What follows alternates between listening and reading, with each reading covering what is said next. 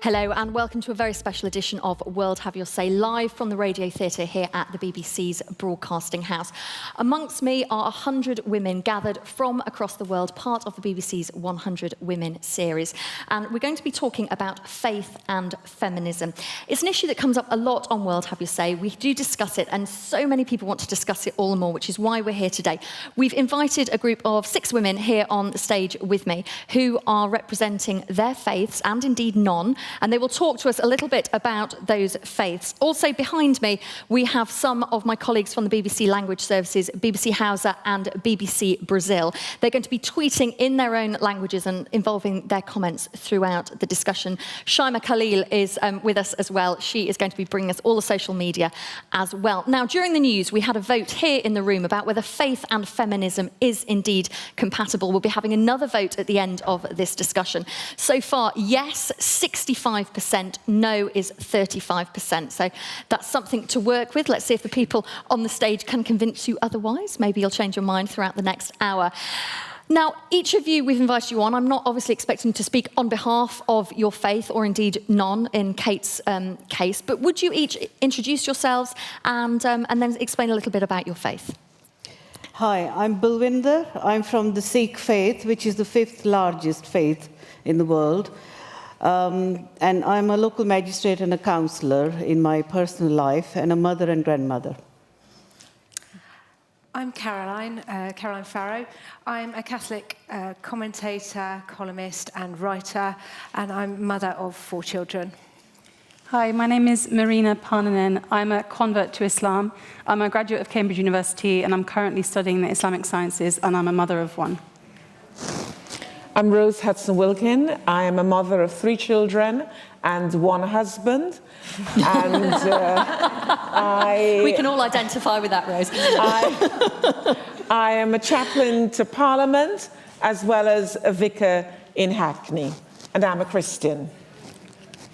I'm Rabbi Laura Jana Klausner, or Rabbi Laura. I am a rabbi in progressive Judaism, but here to explain Judaism in general. Hi, I'm Kate Smurthwaite. I'm a comedian and atheist activist and officially barren. So that's exciting. So everyone else said how many children they had. I just feel I should say none. None. Still going strong with none. I'd like each of you just to explain a little bit about your faith, briefly, if you would, what it means to you. Balwinder. My faith, Sikhism, means that my first Guru Nanak, he preached equality for men and women. To me, it means that I can do things which men are doing. It's a liberal faith.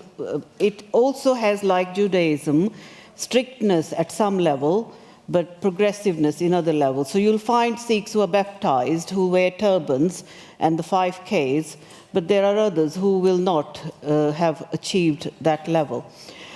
To me, it means that the books say everything about equality, caste, and but when it comes to preaching it, sometimes the two are not compatible. So what happens at ground level, sometimes I feel, at faith level, women still have a bit far way to go to achieving equality in my faith. As a Roman Catholic, I'm a Christian, and therefore my life is based around Christian principles, and it can neatly be summarised, I think, by what Jesus said, which was love your God with all your heart and soul, and from stemming on from that, love thy neighbour as thyself. As a Roman Catholic, I believe that I'm a member of the one apostolic church that was founded by Jesus Christ himself, which he passed on to Peter, his apostle. And contrary to popular belief, Catholics don't base their beliefs purely on the Bible. We also believe in the magisterium, which is apostolic tradition, so what the apostles have passed down to us. So we're not scriptural fundamentalists. We use the Bible, but we don't base our life on scripture alone. As a Muslim, I believe in God, which we in Arabic refer to as Allah. I also believe in prophethood. So as a Muslim, I believe in the messengership of the prophets Adam, Noah, Moses, Jesus, and Muhammad, sallallahu alaihi wasallam, peace be upon him. And I believe that God revealed the final revelation to him in the form of the holy book, the Quran. In terms of the discussion about feminism and women, Islam preaches that men and women are equal in the sight of God, and I'm sure we'll get into the details of that. Oh, we will, don't you worry. As a Christian, I practice my Christian faith within the traditions of the Church of England, and within that tradition, we believe in scripture, tradition, and reason. And education is important because as a child growing up, we see very much a patriarchal interpretation of that faith. And as you study and learn and read for yourself, then you see that there is actually a gap between the package that is sold to you or given to you and actually the real thing. So for me, Judaism is very broad, and the most important thing is about how you act, much more than what you believe. Faith changes from day to day in people's lives, particularly for Jews in a post-Holocaust world. And I see my life as a Jew as changing all the time. And the most important thing is that I believe that I'm here to change the world. That's how I would measure whether or not I've lived my life well. Have I impacted on the world is, for me, the Jewish question. Well, Kate, would you consider yourself as an atheist, whether that in itself is a faith? No, I don't consider it a faith. I think I specifically don't have a faith. A faith is very much about choosing to believe things, and I don't choose to believe things. For me, there's a philosophical point. For me, if you believe in an all-powerful deity, for me, you can choose whether to follow that deity or whether to follow your own rules. And to me, that creates a dilemma that I think makes it impossible to genuinely subscribe 100% to feminism and at the same time subscribe to this deity. What if this deity says something to you that is incompatible with feminism? I think there's a philosophical problem there. But to be honest, I'm not even all that interested in the philosophical problem.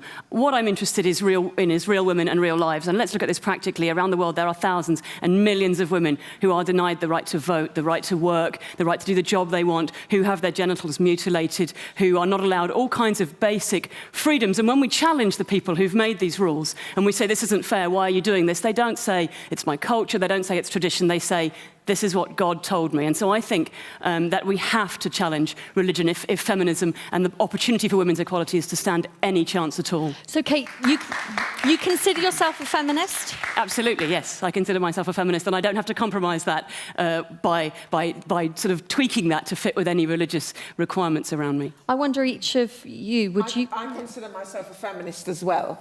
And certainly within my faith, I believe and experience a God who made me and created me in his own image. And so I am just as valid and important and special as the man or anybody else out there. And so I do not see it as being incompatible. Kate, before I come back to you, I just want to know from each of you whether, just as a split of the panel, does everyone consider themselves a feminist on the stage? Yes, and I think it's interesting because Kate's philosophical point is not about religion or faith per se, but it's about perhaps individual interpretations of certain religions. Because I know, as a Christian and as a Catholic Christian, certainly one of the tenets of Catholic social teaching is we're really concerned with the poor and with the oppressed.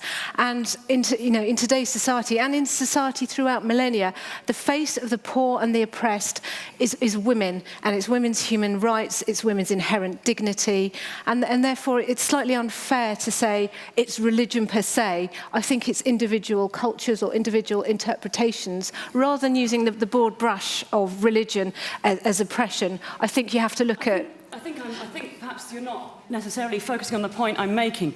If you know, I believe that women should have equal rights because I think that human rights are universal, and I believe that based on my own, that comes from within me. That's not something that anybody else has told me. I haven't had to wait to read a holy book to decide that. That's something that's come from me. But, you know, if you take your morality or your views on things like equality from an all-powerful deity, then you have to accept the possibility that deity might show up and say, actually, I want to do something that is discriminatory. And either you're going to tell me that deity would never show up, in which case you're an atheist, or you're going to tell me that if that deity showed up, you would ignore them. And again, then you're not truly, or you're going to say, I would do what the deity told me to. And then, to my mind, you're not 100% a feminist. You might be doing some great work, and all power to you, but I don't think you can 100% commit to one philosophy without the others. I can see in that screen, we've got a video which we're going to play in a moment, but I just want to be clear. Would you say all 6 of you are feminists on this panel? I have worked all my life and followed a professional career as well.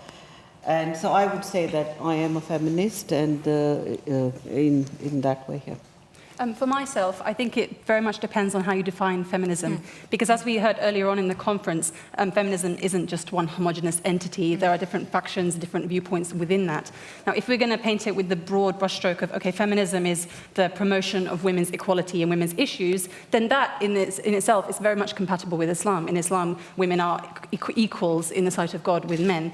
And in terms of trying to bring that into the practical aspects, I think one thing that we have to consider is that everybody comes from a different worldview and perspective. What equality means to me is not necessarily what equality means to you. Equality to me does not mean being the same. And as we saw from the motherhood discussion before, I was actually But it means being equal. Yes, being equal, but being equal doesn't mean the same. So, for example, the motherhood discussion, a man cannot have a child, cannot give birth to a child.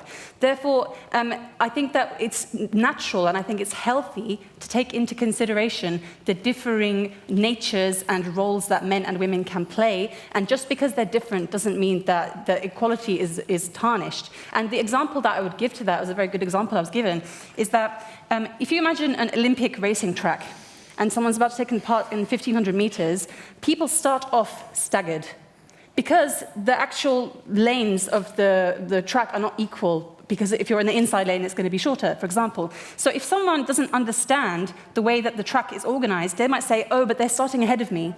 That's not fair. But actually, if you look into it and you realize that there are differences between men and women, and ultimately, going back to the religious question, the spiritual question, at the end of the day, when I meet my Lord, I am on equal footing with men, then that's the thing we should be considering. I just want to quickly bring in this video, which has been uploaded. If anyone wants to do that, it's worldhaveyoursay.com is where you can upload your videos. This is from Mahadsa, who's from Afghanistan, but is in the UK.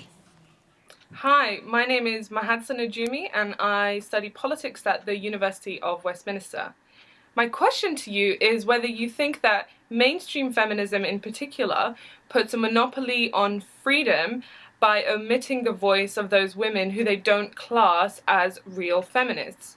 Now, a case study of this would be Femin, which are a sex-positive organization originating from Ukraine, but they're now very global, and they believe that to be real feminists requires some form of nudity, and this is quite an oppressive form of freedom, which puts a monopoly on the term itself, and also has a very universalist approach, which basically portrays women as this homogenous entity, not taking into account things like race and religion, for example. So do you feel excluded by feminists? I've had debates with feminists who've said, you're a Catholic, you can't be a feminist because of your beliefs on abortion, for example. And I think what's happened is the second wave of feminism in the 60s, you know, it concentrated on equal pay, equal rights in the workplace. It concentrated on all these sort of micro issues, but it forgot the macro issues, which is, what does it mean to be a woman? What are the rights and responsibilities of a woman, and what are the things that women need to make them, you know, thrive and prosper and bring them freedom and happiness? And to rule religion out of that is actually quite discriminatory. You know, Caroline, I have to say there's lots of people who are shouting in the audience who haven't got a microphone. I'm going to quickly come to Rabbi Laura. I'm going to come to Kate, and then we will open it up to the floor. So just bear with me 2 seconds. Briefly, if you would, Rabbi Laura. So just on the record, I think equal pay is not a micro issue. I think that is key to our lives and our choices. For me, religion is very different than faith, because religion is often what is placed around individual faiths. I don't see it as a racetrack with a differentiation. I see that men and women are equal. It's because of and it is because of how I see God and what I don't want to limit it to a male kind of imagery, I believe is in my life. And this image of someone starting shorter, especially as I'm so short, or later, I think is an image that has a structural inequality to it. And I really believe that if we are bounded in such a way by gender, then we are limited and have no choice. And I believe that we as human beings, the only difference for me between men and women is the fact that I had the blessing of giving birth and of feeding my children. Apart from that, my husband and I, thank God, are the same. I'm not sure if that's a blessing, but we'll see. It was a blessing. I'm joking. To have I'm a choice. joking. For me, I meant the pain. I was joking. I wanted to say one other thing, which is I think this is not about faith. I think this is about fundamentalism and feminism. Kate, go ahead. Well, firstly, I just want to come back to this idea of talking about equal but different. Personally, I am horrified by that. Personally, equal only means one thing. It means equal. Telling people that to me, that's like saying, hey, black and white people are equal, but you sit at different parts of the bus. No, if you're equal, you sit wherever you want. And here we are talking about equal but different, and yet many of the people on this panel represent faiths where the top jobs, the best paid jobs within those faiths are not available to women. We've got 26 unelected bishops in the House of Lords in this country. We've got both the Catholic and the Muslim faith absolutely loaded with jobs that are only open to men. So that's one issue. And just to follow up again on what Caroline was saying about contraception and abortion, one of the most damaging things that lots of different faiths around the world do is threaten women's right to reproductive rights, to contraception and to abortion. And if we talk about women coming out of poverty, the biggest driver globally of women raising themselves and their families out of poverty into a much better situation, into a much more successful situation, is their access to reproduction and abortion. And if your faith is against that, then I'm afraid once in a while I do have to say, you might call yourself a feminist, but I choose not to use that word. Okay, people in the audience are desperate to get involved. It's really interesting that you mentioned the jobs in the faith, because we had a comment on Facebook from Fatah in Lagos saying, when are we going to have a female pope? When are we going to have a female We've imam? had a female pope. And there was someone who's leading the Muslim prayers. Also, it is changing. Rabbi Laura, you mentioned fundamentalism and feminism. Mukeli tweeted saying, as per my understanding, no religion is against feminism, but some of the so-called religious leaders make things difficult for women. Hashtag 100 women is how you tweet. So many hands in the air, but I know, Anna, you were wanting to speak very early on. If you can stand up so everyone can see you. Anna Arrowsmith, an atheist. I'm very proud of it. I just want to say, I think that, I accept the fact that different religious people can call themselves feminists if you want, because as a porn director, I've always had that from the other side, that people say, you're not a feminist because you're a porn director. So within third wave feminism, that's acceptable to just allow variance. However, I do think religion is a deep mistake. I think it's unintellectually, supportable. My problem is that I think that religious texts are so full of instances, and I'm afraid I only know with any detail the Bible, but I know that there are 10 instances where gang rape is encouraged. And things like this. And also, if we look at the horrendous homophobia in the Bible as well, we're not talking about sexuality here, it's the same problem. And I think that we can't ignore that it's cherry picking, and it's like, we'll just ignore that. We can't really ignore the fact that all the religions have men at the top of it. You can't ignore the fact that it's actually changing, I'm happy to say, which is why I'm sitting I have to here. say, in all my years... I mean, the gods and the Jesus we and are everybody, coming right they're up all to the male. end of this part of the programme, but I have to say, in all of my years of doing World Have Your Say, whenever we do these kind of religious discussions, people can throw scripture either one way or the other, and we've had so many problems with this over the years, but I appreciate all of your points. So many hands coming up all around the room. We will come back to you. We've got to take a quick break, but I do appreciate it. Wherever you're watching around the world, facebook.com/World Have Your Say, or using the hashtag 100women on Twitter. We'll be back in the next few minutes.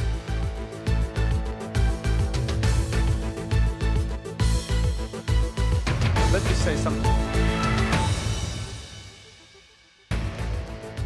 Hello, welcome back to World Have Your Say, part of a special edition on the 100 Women season here across the BBC. We're live in the Radio Theatre at Broadcasting House, and we're discussing whether faith and feminism can coexist.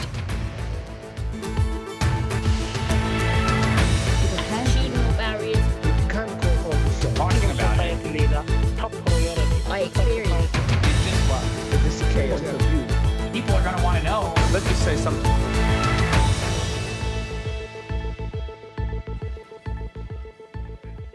Welcome back to World Have Your Say. Well, just before the break, we had so many hands going up in the audience. We're going to try and get round as many of you as possible. So let's go straight now to some comments. Nirvana Mahmoud, I'm British Egyptian and I'm Muslim. And I've grown up a practicing Muslim, and I think Islam and feminism, I am a Muslim and I'm feminist, and that does not antagonize my religion. Muslim men and women pray in Mecca together, pay the zakat together. All the punishment in Islam are applied on women and men. This equal but different is a human interpretation of the sacred text. Is not a sacred text. Thank you. Tamina Kazi, British Muslims for Secular Democracy. I have two questions. Firstly, how do we popularise interpretations of religion that lead to more equal treatment for women, LGBT people, and minority sects within faiths? And my second question is, how do we better protect liberal activists within faith communities who have the courage to take a stand against extremism, particularly Muslim women? Say it. Say it again. So for me, one of the very important things that I do is give voice to the LGBT community so they can understand, and the wider community can understand, that religious people support them, and that in Reform Judaism we officiate at same-sex ceremonies. So say it and say it and say it.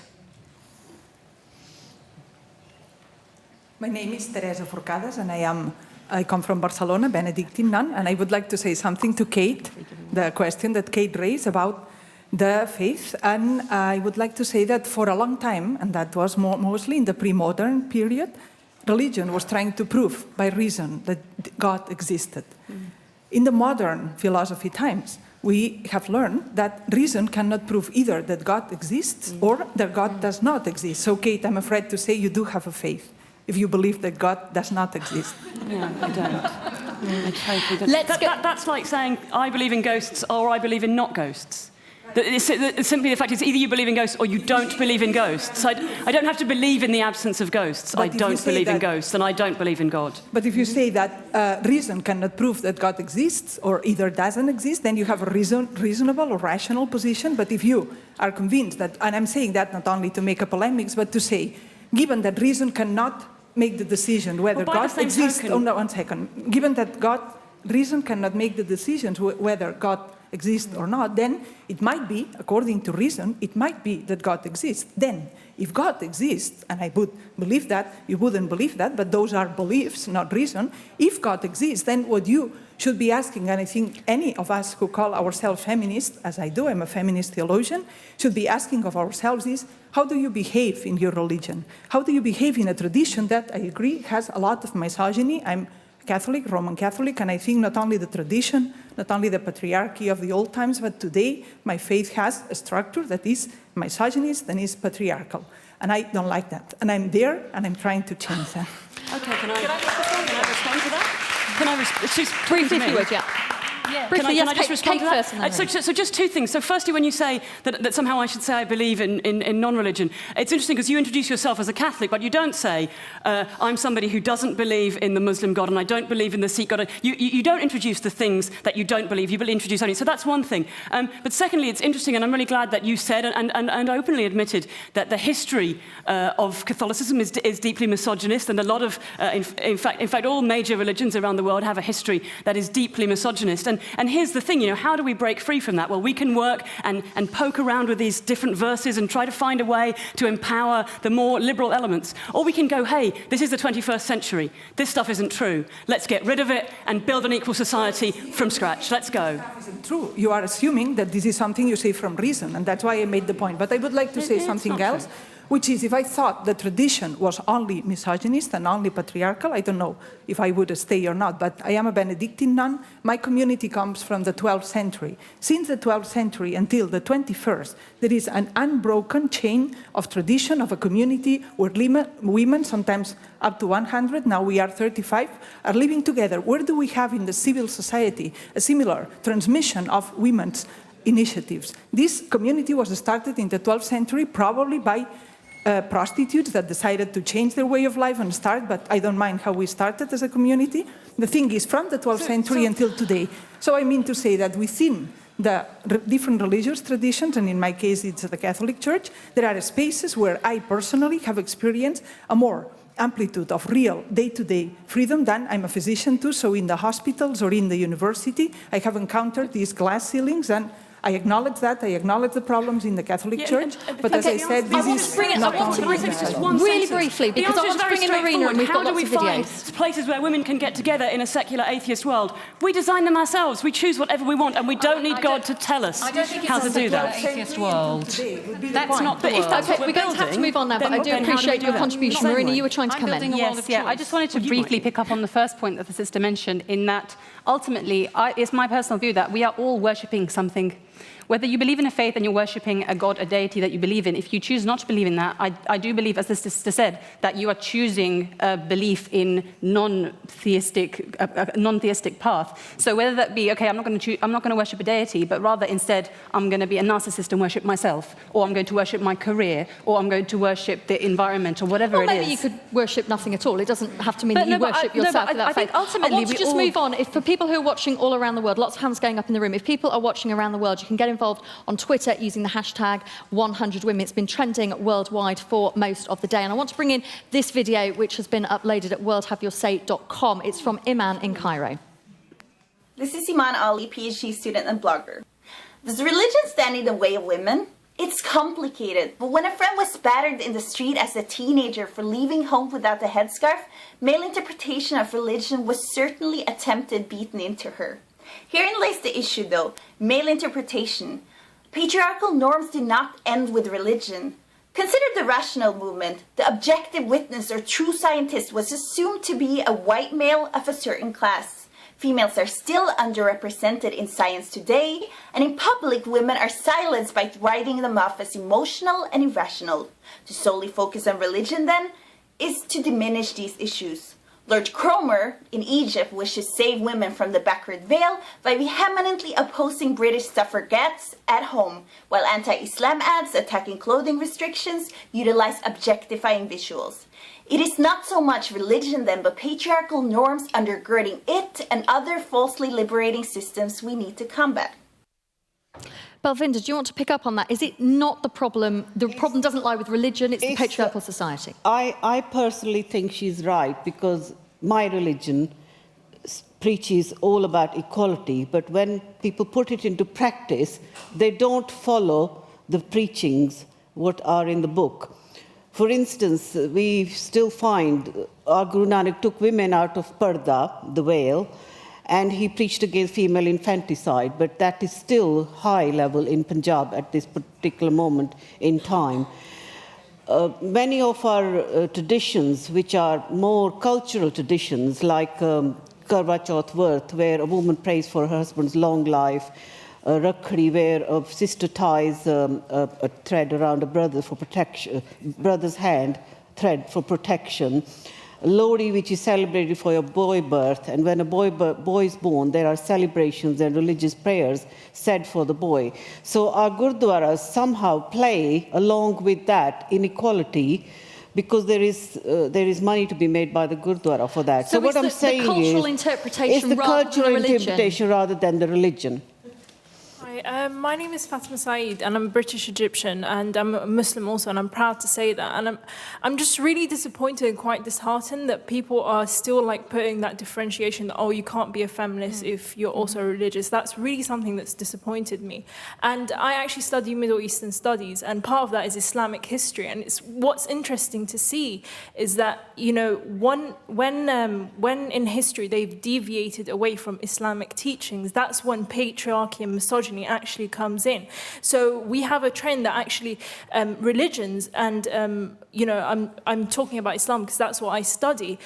That's when, once you have that, that's when feminist ideology and feminist thought actually comes in and develops. And so instead of trying to marginalize these people, and, Islam is part of my identity, I don't want to let go of that. And I think it's disappointing that I'm being told, no, you can't do it. Yeah. It's part of my identity. So instead of encouraging women to actually go into scholarships and to study these religions, to actually have a more feminist interpretation of them, we're being marginalized and told, no, sorry, you can't. Okay, let's it's have very a condescending and patronizing. Let's have a conversation, Rose. I think I would just quickly like to say that there is always going to be a danger when we try to put each other in boxes. Yes. We need to allow, we're sitting in a group in the midst of many women.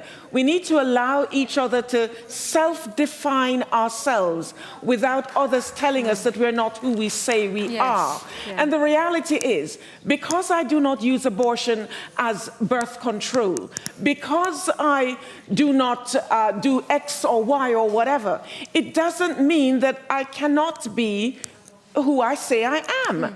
My faith teaches me to love everyone, to respect everyone, But don't to you care. put yourself in a box by saying, I follow this religion? No, absolutely not. It's one that gives me immense freedom. Yeah. I feel a huge sense of freedom belonging to my faith. Do I see misogyny around me within those who practice? Absolutely. But that does not define who I am and make me not want to be a part of the faith. It's interesting, you said, the lady on the front row, that you found it disappointing we're even having this discussion about whether faith and feminism can coexist. The vote we did at the beginning of the programme, 35% of people in this room said they didn't feel it could exist. It would be interesting to get those people to a microphone. Lots of people waving at me suddenly. For you to know that we've got probably about 20 minutes of the programme left, it would be great if you would re-vote. Yes, if you do believe that it can coexist, faith and feminism. No, if you don't. And we'll just see if anybody has changed their mind before the end of the programme. I just was trying to draw your attention to another aspect of this whole discussion or question of faith and feminism or religion or feminism. By the way, I'm Urzula Ashraf, activist and scholar from Afghanistan. And my country actually paid probably the highest price of the war that was labeled as a religious war. We started our conflict back in 1978, 79, where thousands of people were killed just because they were praying. And we continued the war where, again, hundreds and thousands of people were killed just because they didn't follow one or another in apparent religion. But in reality, it was a war. It was a Cold War that we got in, and it was after followed by the other. So what I'm trying to say here is that what we are seeing, the subordination of women in many of the countries, regardless of what religion they are following, comes basically from a patriarchal system. Absolutely. It comes basically from the question of power rather than religion. Religion becomes a label or a use for all the justifications that people make. It's the opposite. My name is Claire Birchinger. I practice Nichiren Daishonin Buddhism. I'm a member of Zoka Gakkai International. It's based on the Lotus Sutra, which means women are equal to men. And I see no problem with faith and feminism being compatible at all in my religion, my faith. Thank you. Yes, I'm Madawi al-Rashid, and I taught the anthropology of religion for 22 years. I'm an anthropologist. What I want to say is we sometimes fall into the trap of these two binary opposites. On the one hand, the religious fundamentalist, and on the other hand, the atheist fundamentalist. And here we have a clash of fundamentalism in a way. What I want to say is that I take a social scientific approach to religion. For me, religion is a text that can only be reached through human interpretation. This human interpretation is grounded in a particular context, whether it's history or geography or a certain period in time. And therefore, for me, religion is neither revolutionary nor oppressive. It is what human society makes out of it. And then it is very common in a specific context in the West is to blame certain actions, since we are here in a 100-women conference. So, for example, genital mutilation or violence against women or forced marriage or polygamy is always attributed to religion. And I think this is escaping from facing the real issue. The real issue, it is the society in a particular condition that allows it to interpret religious texts in a particular way. But there is nothing in these religious traditions that say that, for example, girls should be mutilated. Ladies, there's a lot of people who've got their hands up, and I want to get around as many of you as possible, but we must be brief if you could, because otherwise people aren't going to get a chance. Yes, I'm Anis from Indonesia. I'm Muslim. I think in my perspective, the religion, until now, the fundamental value of religion is equality between men and women. And what the problem is the interpretation of the human and mostly male. Because of the religion is not free from the structural value, not free from the structural paradigm, not free from the political interest of the leader. And we know, I think right now, there are so many male become leader of religion and few women religion. So what our homework now is how to ensure that the feminism perspective, feminism interpretative of the religion that respect and give the dignity for women should be distributed more for all of our society. We're going to have a quick bounce along the people that sit on the stage. So firstly, I'm hearing it's a matter of interpretation. And the thing is that all of the major religious texts that we've been talking about have specifically sexist and homophobic verses within them. If you think that you have the right to reinterpret them, then I'm not entirely sure you really believe them. Secondly, I'm hearing this is cultural. And here's the thing, when you say to somebody, no, stop stoning that woman to death for adultery, nobody turns around and says, but this is cultural. They say, this is my religion. And until we challenge that religion, we're never going to get to the end of that. And then thirdly and finally, people have said that it is patronizing of me to say that I don't view other women of faith as being able to be fully feminist in the way that I am. But the thing is, there are Tory MPs who say that they're feminists. There are racist people who say they're feminists. And I have the right to say, you may think that. I don't see you that way. I think what you're doing to women is bad and dangerous, and so I don't. That's my interpretation. It doesn't stop you saying whatever you're saying. And in terms of suggesting that it's patronising, I think it's very patronising for me to say, well, that's okay, you just believe something. It's nonsense, it's not true, and I'm not going to challenge you. I think it would be very patronising for me not to challenge people who I disagree with. I think it's only right that I challenge them. I think what else is interesting is we've heard from a lot of Muslim women, and as well, I'm speaking here from a Catholic perspective, and people are saying, oh, well, your religion is very patriarchal because of, you've got men at the top. Firstly, I just want to point out that actually religion is not the same. It's a vocation. It's not a paid job. So I think we're looking at. Your leaders get paid. The male leaders of the Catholic Church are paid. The Pope is paid a lot of money. No, the Pope is not paid a lot of money. He lives in a huge house. He's covered in jewellery. A normal Catholic priest will depend on. Sorry. My husband's about to be a Catholic priest, so I kind of know a little bit about it. What salary will he be getting? He'll be getting £2,000 a year if he's lucky. So the idea of the Catholic Church sort of awash with cash. But the interesting thing I think here is that women within the religion, we've got lots of Muslim women, we've got me here, we don't feel oppressed, and it's other people who are not adherents of our religion who are saying to us, you're oppressed. So basically, are you saying to us we're oppressed and we're too stupid to realise it? We don't understand it. This is what I think is quite patronising. If you look at the Catholic Church in particular, the majority of people sat in the pews are women. Women are doing so much within the Catholic Church. And now, if Catholicism in particular was an oppressive religion, we would have women leaving it in droves. But they are doing a lot in the Catholic Church, but they're doing it at very much a grassroots level. They're cleaning, they're looking after, they're collecting donations. They're not up in the high echelons of the church, and for some people, they see that as a problem. There are actually women in the Pontifical Academy. There are women in Catholic universities. The great doctors of the church, we have St. Teresa of Avila, we've got St. Therese of Lisieux, we've got Hildegard of Bingen, we've got Catherine of Siena. There are lots, and of course, we've got Our Lady.